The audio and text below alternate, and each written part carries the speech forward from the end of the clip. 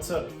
Ravi de vous retrouver aujourd'hui pour cette toute première vidéo que je vous propose aujourd'hui dans un but très spécifique et qui s'adresse aux professionnels du chiffre, à savoir experts comptables, stagiaires, collaborateurs comptables et jeunes diplômés d'expertise comptable.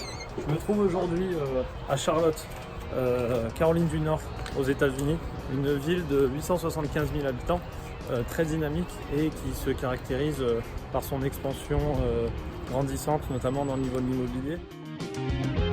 Le conseil que j'aimerais aborder avec vous concerne l'image. Et l'image, c'est quelque chose de très important, notamment dans la culture américaine. 3 points vont être abordés dans cette vidéo.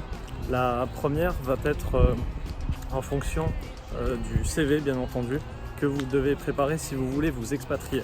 Le CV doit être adapté à la langue du pays de destination. Donc si vous vous dirigez vers des contrées anglophones, l'anglais sera de rigueur. Et bien entendu, il vaut mieux vous faire relire et vous faire accompagner pour avoir la certitude de ne pas faire des fautes ou des erreurs qui vous seraient compromettantes dans un processus de recrutement. La lettre de motivation, elle a toujours son intérêt, même si c'est de plus en plus rare dans les process de recrutement. C'est quelque chose auquel les gens restent très attachés, notamment ici aux États-Unis où les référencements avec par exemple vos employeurs passés ou même actuels si c'est possible sont toujours un plus qui est très à s'apprécier. Votre profil digital.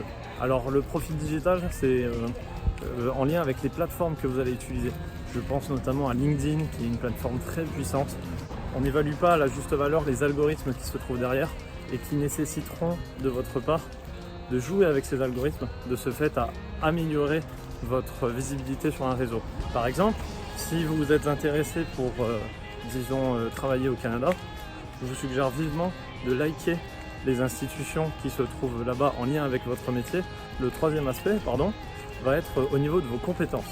Alors, quand vous voulez vous expatrier, les compétences qu'on a en France ne sont pas forcément les mêmes que celles attendues sur un marché étranger. Je pense notamment pour les auditeurs, que ce soit dans les Big Four ou les plus petites organisations, pour lesquelles les normes IFRS sont plutôt importantes. De ce fait, vous pouvez vous former par vous-même, vous pouvez, je veux dire par là de la lecture, vous pouvez aussi faire appel à des organisations spécifiques pour vous préparer. Tout ce que je vous dis là est en amont du recrutement et pas lorsque vous êtes employé, pour améliorer vos chances et au moins montrer à votre futur employeur que vous êtes dans un processus qui vous permettra de vous mettre à niveau par rapport à vos collègues, collaborateurs. Vous pouvez également utiliser le CPF. Alors le CPF c'est un petit joyau du gouvernement français qui nous permet d'utiliser ces heures, ou plutôt maintenant ces euros, car ils sont convertis en euros, au profit d'une formation. Donc dans notre contexte et dans le sujet de l'expatriation, je vous suggérerais des formations de langue. Vous pouvez même les utiliser pour aller dans un pays à l'étranger. Et je vous conseille également de les utiliser même pour des choses un peu plus basiques. Je pense notamment aux outils bureautiques et surtout Excel. Voilà. C'est la fin de cette première vidéo. Je tiens à vous remercier pour ceux qui me soutiennent.